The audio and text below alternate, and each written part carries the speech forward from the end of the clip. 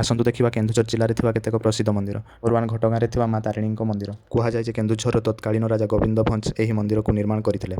ପ୍ରତିଦିନ ହଜାର ହଜାର ଶ୍ରଦ୍ଧାଳୁ ଏଠାକୁ ଦର୍ଶନ ପାଇଁ ଆସିଥାନ୍ତି ଏବଂ ଭକ୍ତମାନଙ୍କ ମଧ୍ୟରେ ମାନ୍ୟତା ଅଛି ଯେ ଏଠାରେ ଯିଏ ନଡ଼ିଆ ଅର୍ପଣ କରିଥାଏ ତାର ମନସ୍କାମନା ପୂରଣ ହୋଇଥାଏ। ମା ତାରିଣୀଙ୍କ ପାଇଁ ଲାଇକ୍ ଏବଂ ଚ୍ୟାନେଲକୁ ସବସ୍କ୍ରାଇବ୍ କରନ୍ତୁ।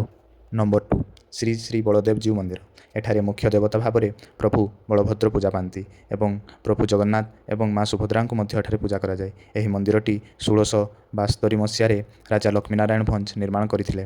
ମନ୍ଦିରର ଉଚ୍ଚତା ପ୍ରାୟ 135 ଫୁଟ। ଏଠାରେ ରଥଯାତ୍ରା ମଧ୍ୟ ବହୁତ ଧୁମଧାମରେ ପାଳନ କରାଯାଏ।